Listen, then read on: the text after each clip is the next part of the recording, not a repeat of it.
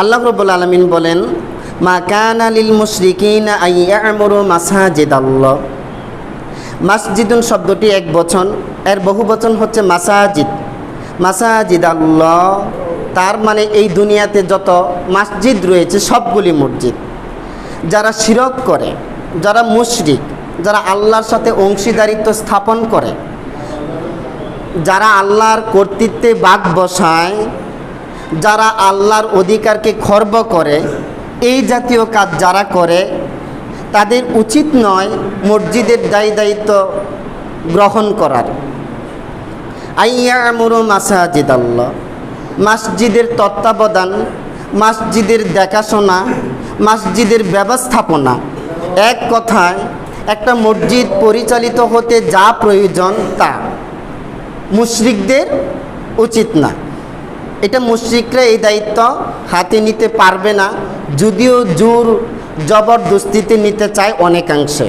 মা কানা লিল মুশরিকিনা ইয়ামুরু মাসাজিদাল্লাহ শাহিদিনা আলা আনফুসিহিম বিল কুফর, যেখানে নিজেরাই তারা যে কুফর করছে, তারা যে কাফের, তারা যে মুশরিক নিজেরাই দাবি করছে, এই জন্যে তাদেরকে এই দায়িত্ব দেওয়া যাবে না, নিতে চাইলেও দেওয়া যাবে না। উলাইকা হাবিতাত আমালুকুম, আমল শব্দটি এক বচন, এর প্লুরাল নাম্বার হচ্ছে আমাল। তাদের সমস্ত আমলগুলিকে আল্লাহ বাতিল করে দেবে। যারা নামদারি মুসলিম কিন্তু মুশরিক, অর্থাৎ আল্লাহর আইনে বাগ বসায়, আল্লাহ বিধান দিয়েছে এক, এটাকে ক্যান্সেল করে তারা বিধান দিয়েছে আরেক, এই জাতীয় মতাদর্শে, এই জাতীয় চিন্তা চেতনা যাদের ভিতরে আছে কিংবা লালন করছে, তাদের জীবনের সকল আমল আল্লাহ বাতিল করে দিবে। আচ্ছা, আমল মুশরিকদের আমল আল্লাহ বাতিল করবে আর কাফেরদের আমল আল্লাহ বাতিল করবে এই সমস্ত কিছু, নাকি যারা ঈমানদার আমল করে তাদের আমল বাতিল হবে? যারা ঈমানদার তাদের আমল বাতিল হবে, কারণ মুশরিক গণ্য নয়, কাফের গণ্য নয়, খ্রিস্টান গণ্য নয়, ইহুদি গণ্য নয়। গণনার ভিতরে থাকলে একটা কথা, আল্লাহ যাদেরকে গণে, যাদেরকে উদ্দেশ্য করে কর্মসূচি দুনিয়াতে দেয়, তাদের আমলগুলি আল্লাহ বাতিল করে দিবে। উলাইকা হাবিতাত আমালুহুম, যখন আমল বাতিল হয়ে যাবে তখন তো সে আমল শূন্য। একটা শ্রমিক যদি, একটা মালিক শ্রমিক বাজার থেকে নিয়ে এসে সারাদিনের জন্য যদি সে কাজ না করে, মালিক সারাদিনের মজুরি পারিশ্রমিক দেয় না। অফিন নারিহুম খালিদুন, এই সকল ব্যক্তিদের জায়গা হবে জাহান্নাম।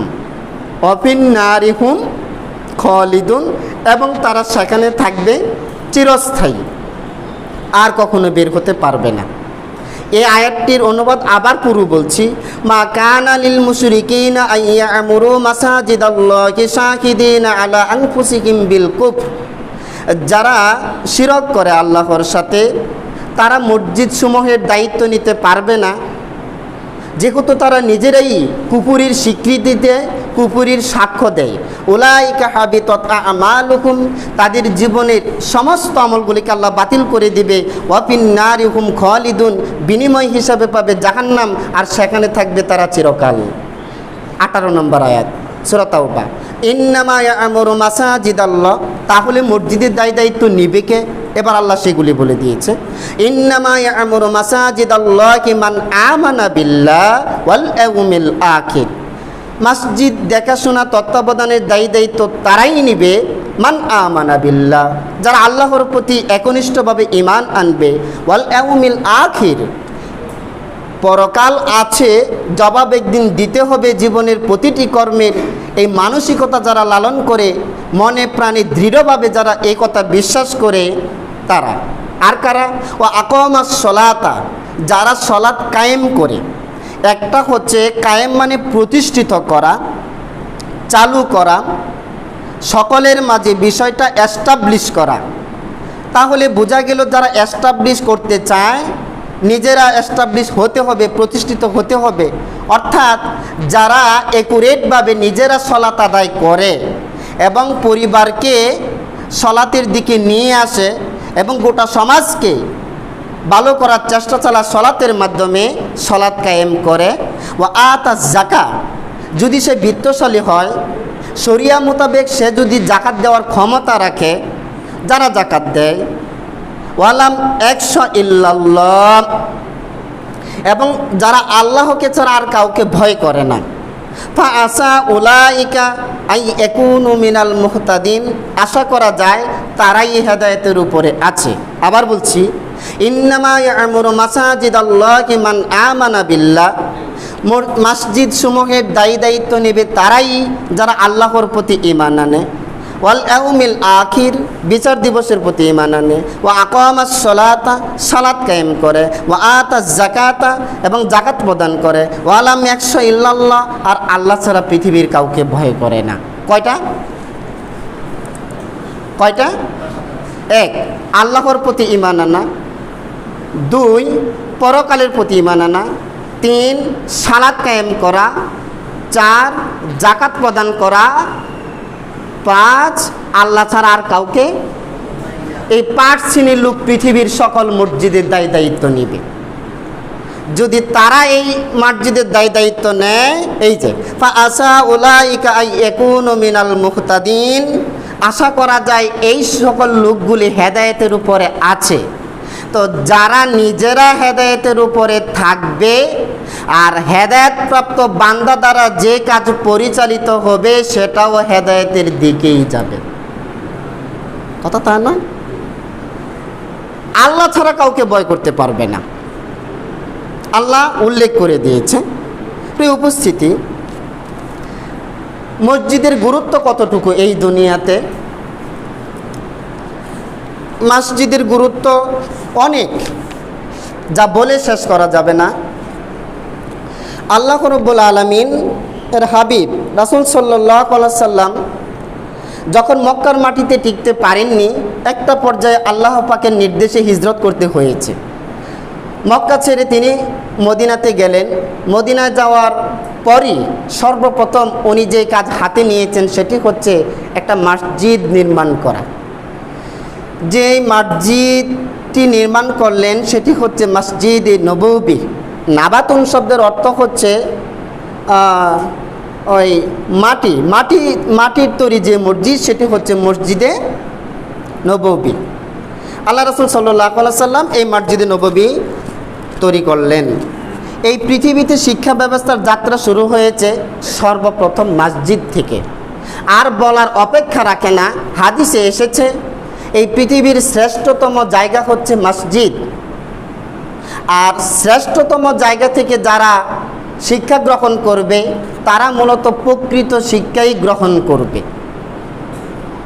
আমাদের জানা আছে যে নবী যুগের সেই জাহিলিয়াতের লোকগুলি, জাহিলিয়াতে আচ্ছন্ন মোহাচ্ছন্ন লোকগুলি, নবী যুগের সোনালী মানুষগুলি গঠিত হয়েছে ভার্সিটি থেকে, কলেজ থেকে, হাই স্কুল থেকে, নাকি মসজিদের ভিতর থেকে। তারাই পৃথিবীতে উন্নত স্বপ্ন দেখিয়েছে, তারাই পৃথিবীর সামনে উন্নত আমল তুলে ধরেছে, তারাই জাগতিকভাবে কিভাবে সফল হওয়া যাবে, তারাই পারলৌকিকভাবে কিভাবে সফল হওয়া যাবে, এই সব কিছু দুনিয়ার সামনে নিজেরা জাহিলিয়াত থেকে বেরিয়ে এসেছে এবং গোটা দুনিয়াকে জাহিলিয়াত থেকে বের করার জন্য আপ্রাণ চেষ্টা চালিয়েছেন।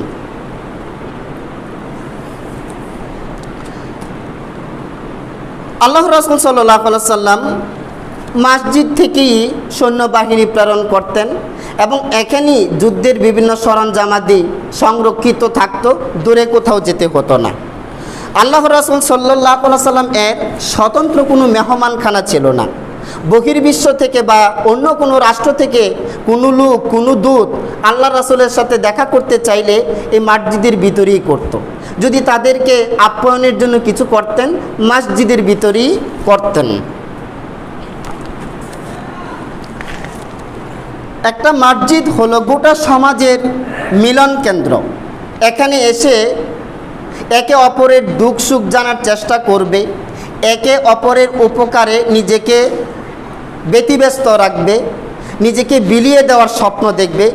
এই মসজিদটা হলো এই মসজিদ বলতে মানে মসজিদ, মসজিদ হলো গোটা সমাজের ইমানদারদের মিলন মেলা, ঐক্যের মিলন মেলা। এখানে এক যুগে আজান দিলে মানুষ চলে আসে, জনে জনে ডাকতে হয় না। এটা একটা অতুলনীয় স্থান যদি আমরা বুঝে থাকি। একটি সমাজে পূর্ণ মাত্রায় শান্তি, শৃঙ্খলা, ঐক্য, নিরাপত্তা ও সংহতি কিভাবে বজায় থাকবে তার শিক্ষা মসজিদ থেকেই নেওয়া হতো। প্রিয় উপস্থিতি, আপনারা শুনে হতবাক হবেন, এই বইটি মুসলিম জাতি বিশ্বকে কি দিয়েছে। খুব সুদক্ষ একজন লেখকের হাতে বইটি রচিত হয়েছে। এই বইটি পড়তে গিয়ে আমি একটি মসজিদের দেখা পেয়েছি। এই মসজিদ এটি স্পেনের মাটিতে কর্ডোবাতে অবস্থিত। তারিক বিন জিহাদ যখন স্পেন বিজয় করলেন, এই মসজিদটি সেখানে তিনি নির্মাণ করলেন। এই মসজিদের পিলারই হলো 1000। এই মসজিদে মুসল্লির ধারণ ক্ষমতা হতো 1 লক্ষ মুসল্লি, এবং এই মসজিদে 60টি খাদেম থাকতো। 7 না, 60টি খাদেম থাকতো। এই খাদেমগুলিকে পরিচালনার জন্য আরেকজন নির্ভরযোগ্য লোক থাকতো। আজকে এই বিষয়ে আমি কেন হাতে নিলাম, এই পৃথিবী সুন্দরের জন্য একটা মসজিদ লাগবেই লাগবে। একটা মসজিদ লাগবে বলতে যেই মসজিদগুলি পৃথিবীতে হবে। বিগত 10 বছর যাবৎ আমি একটা স্বপ্ন আমার বুকের ভিতরে লালন করে আসছি। এই পর্যন্ত কোনো মাহফিলে কিংবা কোনো জুমুয়ার বক্তৃতায় আমি এটি পেশ করিনি। তবে আমি আজকে উপযুক্ত স্থান এবং লোক সকল পেয়েছি, এটা আমার বিশ্বাস, এবং আপনাদের সামনে সেই স্বপ্ন আমি প্রকাশ করার জন্য মনস্থির করছি। এমন একটা মসজিদ নির্মাণ করতে হবে যে মসজিদটা হবে সকলের চোখের মধ্যমণি, যে মসজিদটি হবে প্রাণবন্ত, যে মসজিদটির প্রতি সমাজের সকল পুরুষ এবং নারীর ঐকান্তিক টান থাকবে। এমন একটা মসজিদ পৃথিবীতে বানাতে হবে। বলা যায় একটা উন্নত মানের মসজিদ নির্মাণের পরিকল্পনা। একটা উন্নত মানের মসজিদ বলতে আমরা কি বুঝি, সেখানে কি থাকলে মসজিদটি উন্নত হবে, আমরা এই বিষয়গুলি জানার চেষ্টা করব। সর্বপ্রথম যে মসজিদটি নির্মাণ হবে, ওই মসজিদের সর্বপ্রথম যা দরকার তা হচ্ছে যোগ্য ইমাম। যে ইমাম হবেন দেশ বিখ্যাত আলেম, যিনি সমসাময়িক সমস্যার সমাধান দিতে পারবেন। রাষ্ট্রে যে কোনো মুহূর্তে যে কোনো সমস্যা ধারণ করেছে, তাৎক্ষণিক ওই সমস্যার সমাধান দিতে পারে কোরআন হাদিসের আলোকে, এমন একজন ইমাম লাগবে। এবং ওই মসজিদের ওই খতিবের সম্মানজনক সম্মানী লাগবে। এই মসজিদটি হবে বিস্তৃত এরিয়া জুড়ে, বিশাল একটা জায়গা জুড়ে মসজিদটি হওয়া বাঞ্ছনীয়। বিস্তৃত এলাকা জুড়ে মসজিদটি হলে বড় বড় লোকেরা, বিত্তশালী লোকেরা দূর থেকে ওই খতিবের খুতবা শোনার জন্য জুমুয়ার দিন আগমন করবে। বাইসাইকেলে হোক, মোটর সাইকেলে হোক, সিএনজি দিয়ে হোক, মাইক্রো দিয়ে হোক, পাজারো দিয়ে হোক আসবে। কেন? দেশ বিখ্যাত আলেম, অথবা হাতে গোনা কয়েকজন আলেমের মধ্যে উনিও একজন আসবে। সেই লোকগুলির যানবাহন রাখার জন্য পার্কিং সিস্টেমের বড় একটা জায়গাও প্রয়োজন। সেখান থেকে টোকেনের মাধ্যমে ও ভাড়াও তোলা যাবে, আপত্তি নাই। দূর থেকে আসবে। মিজানুর রহমান আজহারি সাহেব একটা বক্তৃতায় বলেছে, ওনার মাহফিলে এক জায়গায় গাড়ি পার্কিংয়ের মাধ্যমে 7 লক্ষ টাকা উদ্ধার করেছে। এটা অসম্ভব কিছু না, সম্ভব। যে মসজিদটি সমাজের প্রাণকেন্দ্রে পরিণত হবে, সেই মসজিদটির সাথে ফুলের বাগান, ফলের বাগান থাকা লাগবে। এই কর্ডোবার যে মসজিদটি, সে কত বছর আগে, সেই প্রায় 1000 বছর আগে এই মসজিদটি, সেই সময় মসজিদের সাথে ফুলের বাগান থাকতো, ফলের বাগান থাকতো।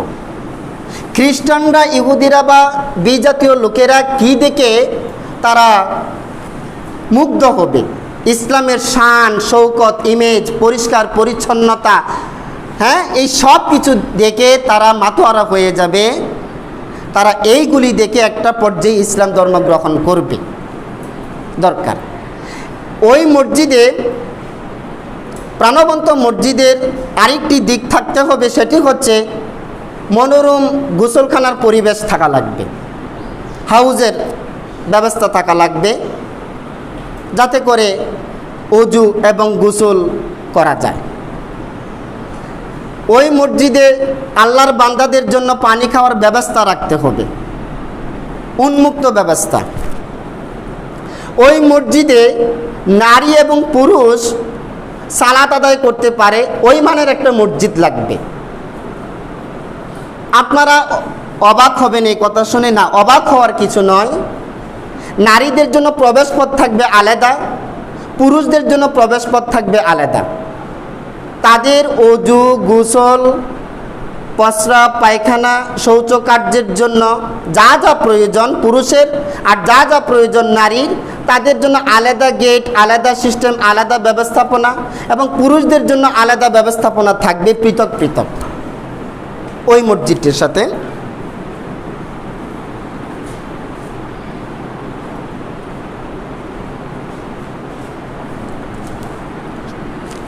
ওই মসজিদে এমন একটা মসজিদ নির্মাণের স্বপ্ন আমি ব্যক্তিগতভাবে এবং কয়েকজন সদস্য নিয়ে যেটা স্বপ্ন দিতেছি, প্রায় 10,000 মুসল্লির ধারণ ক্ষমতা হতে পারে এমন একটা মসজিদ, যেই মসজিদে পর্যাপ্ত টিস্যুর ব্যবস্থা থাকবে এবং আল্লাহর বান্দারা এবং বান্দিরা এসেই যেন সুগন্ধি ব্যবহার করতে পারে। পুরুষের জায়গায় এবং মহিলাদের জায়গায় পর্যাপ্ত পরিমাণে পৃথিবীর উন্নত মানের পারফিউম বা আতর বলেন, যেটা বৈধ পারফিউম, এটার ব্যবস্থা রাখতে হবে। গোটা মসজিদের পরিবেশটা খুশবুতে অন্যরকম হয়ে যাবে। যখন আল্লাহর বান্দারা এবং বান্দিরা মসজিদে ঢুকবে, পাশেই থাকবে ফলের বাগান, পাশেই থাকবে ফুলের বাগান, এক উন্নত প্রবেশ পথ দিয়ে তারা ঢুকতেছে। ওই মসজিদে আরও থাকা লাগবে একজন যোগ্য মুয়াজ্জিন, যে মুয়াজ্জিনের কণ্ঠ শুনে ওই সমাজের নারী এবং পুরুষের, শিশু, কিশোর এবং বালক যারাই বলেন না কেন, তাদের কারো চোখে ঘুম থাকবে না। এমন এক মুয়াজ্জিন থাকবে যে মুয়াজ্জিনের আযান শুনে তারা বাড়িতে টিকতে পারবে না, তারা মসজিদের ভিতরে চলে আসবে। ওই মসজিদটার সাথে আপনি কমিউনিটি সেন্টার সংযুক্ত রাখতে পারেন। আজকে আগেকার সময়ে এবং যখন সুশাসন পৃথিবীতে চলছে, মসজিদে বিয়ে সংগঠিত হতো। আজকে মসজিদে বিয়ে না হওয়ার কারণে বিয়ের অনুষ্ঠানে অনেক অনাকাঙ্ক্ষিত ঘটনা ঘটতে আমি নিজে দেখেছি। আর কমিউনিটি সেন্টারের নামে যে নগ্নতার, অশ্লীলতার, বেলাল্লাপনা চলছে, তার ভাষা প্রকাশ করার মতো না। আপনি যখন মসজিদের সাথে অ্যাটাচ থাকবে কমিউনিটি সেন্টার শরিয়া ভিত্তিক, সেখানে প্রত্যেকটা মহিলা হিজাব পরে আসবে, বরযাত্রীগণ পুরুষরা দ্বারা পুরুষের প্রবেশপথে চলে আসবে আর মহিলারা মহিলা প্রবেশপথে চলে আসবে, এবং ওই কার্যক্রম খুব সুন্দরভাবে পরিচালিত হবে। খেজুর ছিটিয়ে আপনি বিবাহের সুন্নাহ পালন করে দিবেন। কোনো রকম ঢোল, তবলা, বাদ্যযন্ত্র এটা সেটা আর হবে না। ওই বিয়েটা হবে নিরাপদ, ওই বিয়েটা হবে সুন্নাহ ভিত্তিক, ওই বিয়েটা হবে আল্লাহর শরিয়া মোতাবেক। ওই বিয়েতে যেই কন্যা এবং যেই ছেলে, বর এবং কনে, তাদের জীবনটা হবে সুখময়। রাখতে পারেন।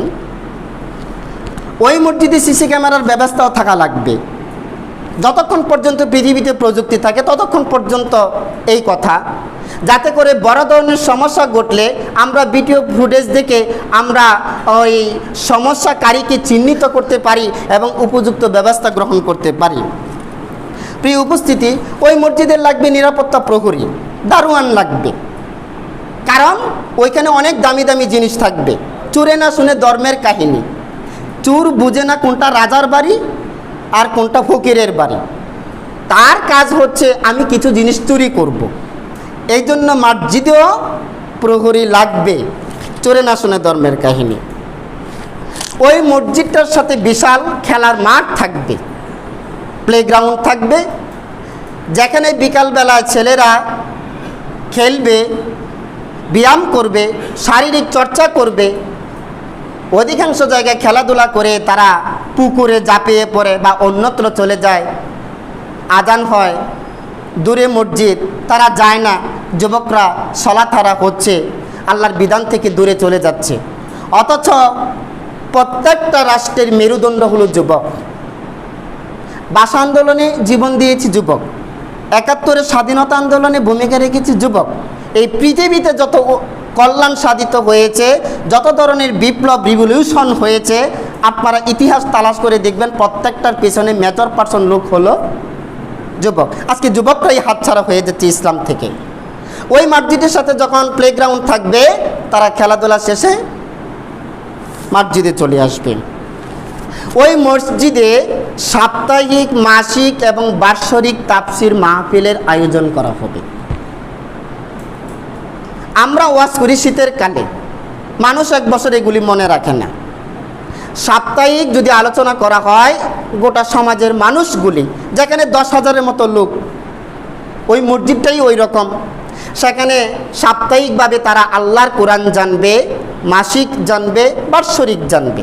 সাপ্তাহিকভাবে সাপ্তাহিক প্রশ্নোত্তর পর্ব থাকা লাগবে। মানুষের জীবন ঘনিষ্ঠ অনেক ধরনের সমস্যা রয়েছে, যা সবার সামনে সাবমিট করতে পারে না। প্রশ্নোত্তর বক্স থাকবে, প্রশ্ন বক্স থাকবে। ওইখানে মহিলাদের বক্সে মহিলারা প্রশ্ন রাখবে, পুরুষদের বক্সে পুরুষরা প্রশ্ন রাখবে। ইমামের হাতে আগেই এই প্রশ্নগুলি ধরিয়ে দেওয়া হবে এবং সে প্রশ্নের যথাযথ জবাব নিয়ে খতিব সাহেব মিম্বারে দাঁড়াবে।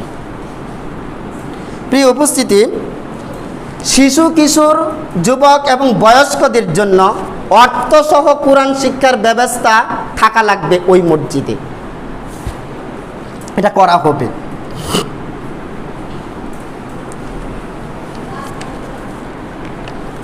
মসজিদে তাহফিজুল কোরআনের ব্যবস্থা করা হবে। মিশরে মিজানুর রহমান আজারি সাহেবের কাছে আমি শুনেছি, উনি তো 5 বছর মিশর আল আজহার ইউনিভার্সিটিতে লেখাপড়া করেছে। উনি বলছে, কথার ছলে এক পর্যায়ে বলছে, ওনার ড্রাইভারকে বলেছে কোরআনের কতটুকু মুখস্থ আছে। উনি বলল, আমি 10 পারা পারি। মিশরের এমন কোনো মুসলিম নাগরিক নাই যেই লোকটা 5 পারা, 10 পারা, 15 পারা, 20 পারা পারে না। ইঞ্জিনিয়ার হচ্ছে প্লাস 10, 15, 20 পারার হাফেজ। ডক্টর হচ্ছে সমস্যা নাই, সাংবাদিক হচ্ছে সমস্যা নাই, প্রকৌশলী হচ্ছে সমস্যা নাই। বিভিন্ন কর্মের বিভিন্ন যেই চিন্তা ভাবনা, যত চিন্তা ভাবনা আছে ওইটাও হচ্ছে প্লাস এটাও হচ্ছে। এমন কেউ নাই যারা 10, 12, 15, 20-এর হাফেজ না।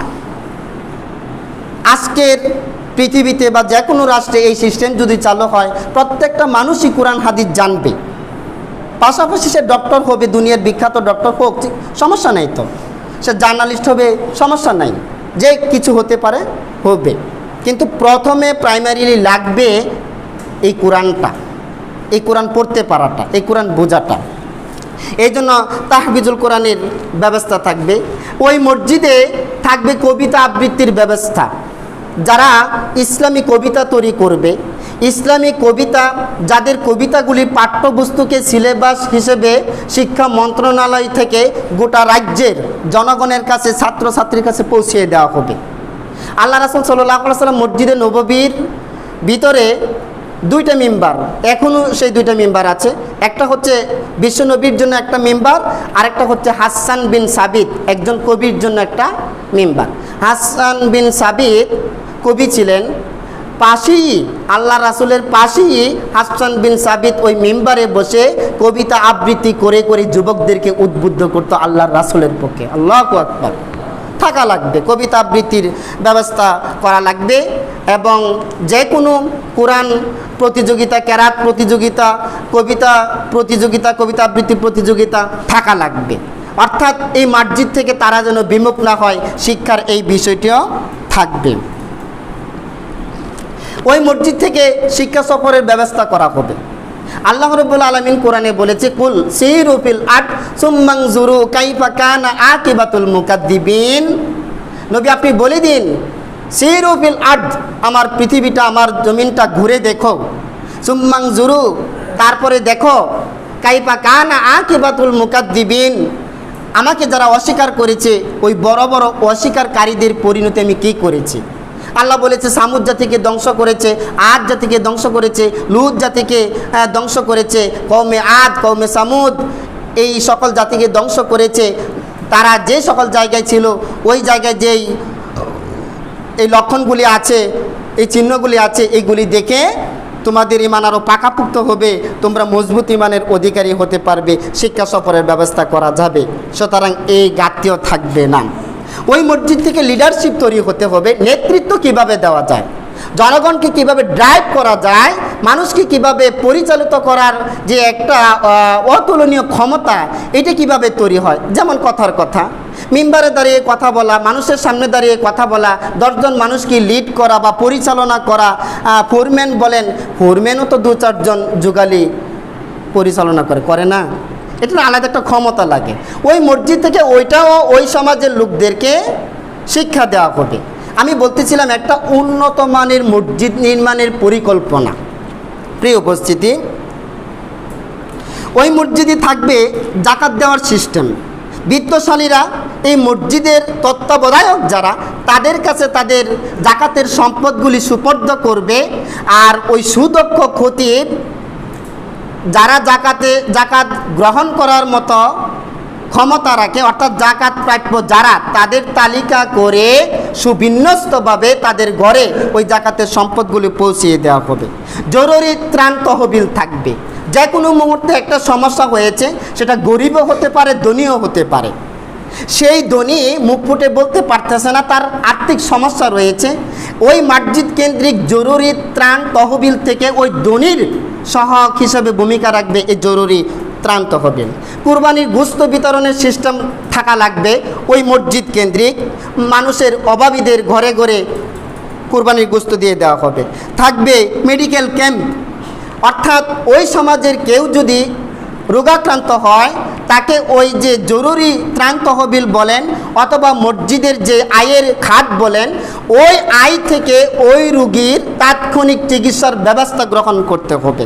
থাকবে বিবাহ প্রকল্প, যারা টাকার অভাবে, আর্থিক অনটনের দায়ে যাদের মেয়েগুলির বিয়ে দিতে পারতেছে না, তাদের বিয়ের সুব্যবস্থা করতে হবে ওই মসজিদ কেন্দ্রিক সংস্থা থেকে। ওই মসজিদে থাকা লাগবে মুসাফিরদের জন্য খাদ্যের ব্যবস্থা। একটা মানুষ পথ দিয়ে যাচ্ছে, এই দিক থেকে হোক, ওই দিক থেকে হোক, যে কোনো দিক থেকে হোক, পথিকদের জন্য, মুসাফিরদের জন্য খাবারের ব্যবস্থা ওই মসজিদে থাকা লাগবে, উন্নত মানের মসজিদ যেটা। ডিজিটাল সাউন্ড সিস্টেম লাগবে, যেখানে 10,000 মুসল্লি একসাথে সালাত আদায় করবে, ওইখানে মুকাব্বিরের প্রয়োজন হতে পারে। যাতে মুকাব্বিরের প্রয়োজন না হয়, ওই ডিজিটাল যুগে, মডার্ন এইজে ডিজিটাল সাউন্ড সিস্টেমের ব্যবস্থা করতে হবে, যাতে করে সকলের কানে ইমামের কথাগুলি পৌঁছে যায়, কেরাতগুলি পৌঁছে যায়, রুকু সেজদার তাসবির শব্দগুলি পৌঁছে যায়। থাকবে ওই মসজিদে উন্নত মানের কার্পেট, দেখেই নয়ন জুড়িয়ে যাবে। ময়লা লেগেছে, পরিষ্কার করে না, থাকে কোথায়, ইমাম সাহেব হুজুরের কাণ্ডজ্ঞান নাই, মুয়াজ্জিন কই, খাদেম কই, কোনো তুচ্ছবাচ্য শব্দ থাকবে না, কারণ একাধিক খাদেম থাকবে ওই মসজিদের জন্য। জুতা রাখার সুন্দর ব্যবস্থা রাখা হবে। অনেক মসজিদে যাদের জুতাগুলি একটু দামি, তারা জুতা নিয়ে চিন্তিত থাকে, এই জন্য সেজদায় গেলেও জুতার কথা চিন্তা করে মাঝে মধ্যে। ওই চিন্তা যাতে মুসল্লির না থাকে, এই জন্য জুতা রাখার ভালো বক্সের ব্যবস্থা করতে হবে।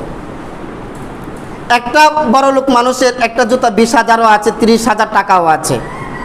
সে ভাবে আমার 30,000 টাকার জুতা মুহূর্তের মধ্যে নাই হয়ে যাবে, তার ভিতরে ওই জুতার চিন্তাই কাজ করে, নামাজে মন বসে না, খুশুখুজু বিদায় নেই। প্রিয় উপস্থিতি, ওই মসজিদে ইফতারির ব্যবস্থা রাখা হবে, আপনার পুরো ফ্যামিলি নিয়ে ওই মসজিদে আসবেন। কেন? বাবিকে পাঠিয়ে দেবেন বাবির জায়গায়, আপনি আসবেন আপনার জায়গায়। ওরা মা এবং বোনেরা সুন্দরভাবে ইফতার করবে এবং পুরুষরা, যুবকরা পুরুষের জায়গায় ইফতার করবে। পুরো ফ্যামিলি ইফতারির ব্যবস্থা ওই মসজিদে করা হবে। কেননা গোটা সমাজের মিলন মেলা হচ্ছে মসজিদ, থাকবে ওই সিস্টেমে। ওইখানে সেমিনার হল থাকা লাগবে, যেখানে বিভিন্ন বিষয়ে টিচ দেওয়া হবে কোরআন হাদিসের। কারণ পুরো কোরআন হাদিসটা গোটা সমাজের সামনে তুলে ধরা হবে এবং এই কথাগুলি যুগ থেকে যুগান্তর, দেশ থেকে দেশান্তর, লোক থেকে লোকান্তর, জনে জনে মানুষের কানে কানে কর্ণকুহরে আল্লাহর ওহির বাণীগুলি এই মসজিদের মাধ্যমে গোটা বিশ্বময় ছড়ে যাবে। যেই মসজিদটা গোটা সমাজকে বট বৃক্ষের মতো ছায়া দিবে। একটা বট বৃক্ষ যেমন অনেকটা জায়গা জুড়ে ছায়া দেয়, ওই বৃক্ষের নিচে যেমন কামার, কুমার, তাঁতি, জেলে, নাপিত, দুপা, পথিক, ম্যাজিস্ট্রেট যাই বলেন না কেন, পরিশ্রান্ত শরীর নিয়ে ওইখানে যেমন আশ্রয় নেওয়া যায়, উন্নত মানের মসজিদ যেখানে হবে ওই মসজিদটা গোটা সমাজকে বট বৃক্ষের মতো ছায়া দেবে। কোনো দুঃখ, কোনো হতাশা, কোনো সমস্যা ওই সমাজের একটা মানুষের থাকবে না।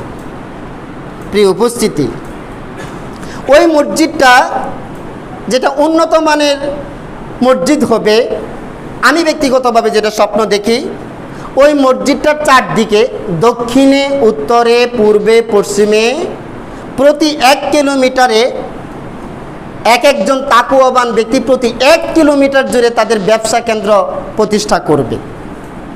একবারে আলপিন থেকে নিয়ে যদি রকেট ব্যবসায়ী পর্যন্ত হয় থাকা লাগবে।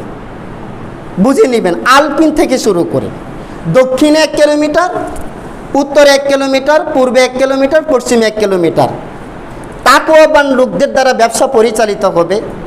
তাদের ব্যবসার আয়ের একটা অংশ ওই মসজিদে দিতেও পারে। সম্মানিত উপস্থিতি, তুলে ধরলাম উন্নত মানের মসজিদ পরিকল্পনার চিত্র আমার ক্ষুদ্র জ্ঞান অনুযায়ী। ব্যক্তিগতভাবে কোনো উদ্যোগ নিয়েছি কি আপনাদের প্রশ্ন থাকতে পারে। যেহেতু আমি 10 বছর যাবৎ স্বপ্ন দেখতেছি এমন একটা মসজিদের, আমি ব্যক্তিগতভাবে ছোট্ট পরিসরে কিছু উদ্যোগ হাতে নিয়েছি। সেই উদ্যোগটা কি? সেটি হচ্ছে আমরা 10 জন সদস্য একত্রিত হওয়ার চেষ্টা করছি। অলরেডি 3 জন হয়ে গিয়েছে। 10 সদস্য বিশিষ্ট একটা গ্রুপ, প্রতি সদস্য প্রতি টাকা বরাদ্দ হলো 10 লক্ষ টাকা। তাহলে 10 সদস্যে প্রায় 1 কোটি টাকা হচ্ছে। আমরা ওই মসজিদটার যাত্রা শুরু করব প্রথমেই 1 কোটি টাকা দিয়ে। তো এইভাবে যদি আমরা শুরু করি, আশা করি আমি ব্যক্তিগতভাবে বৎসরে 40 থেকে 50টা মাহফিলের দাওয়াত আমার মাঝে আসে। আমি এখন থেকে টাকা সংগ্রহ করছি ওই মসজিদটির জন্য। আমার জন্য 10 লক্ষ আর 1 কোটি নয়, আমি যা পারি আমার সংসারে, আমার পরিবারে 1 মুঠো ভাত আর লজ্জাস্থান আবৃত করার মতো 1 টুকরো কাপড় ছাড়া আমার জীবনে যে আল্লাহ আমাকে যদি মেধা দিয়েছে, যতটুকু দিয়েছে, যে আল্লাহ মানুষের সামনে দাঁড় করিয়ে দিয়েছে, আমার জীবনের পুরো সম্পদটাই ওই জনগণের সেবায়, ওই মানুষের সার্বিক নিরাপত্তার জন্য, প্রতিটি ঘরে শিক্ষার আলো পৌঁছার জন্য, প্রতিটি ঘরে চিকিৎসা সেবা পৌঁছার জন্য, প্রতিটি ঘরে খাদ্য পৌঁছার জন্য। অন্য 9 সদস্য যা করুক না কেন, আমি ব্যক্তিগতভাবে আমি আল্লাহর কাছে বলেছি, আল্লাহ যদি আমাকে এই পর্যায়ে নিয়ে যায়, আমি সেটা আমার এতটুকু রেখে আমি সব দিয়ে দেব। এটা আমার পক্ষ থেকে।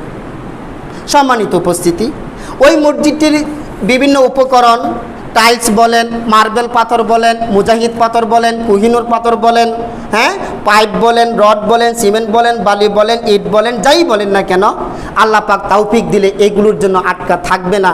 এগুলি মাহফিলে প্রচার করা হবে ইনশাআল্লাহুল আজিজ।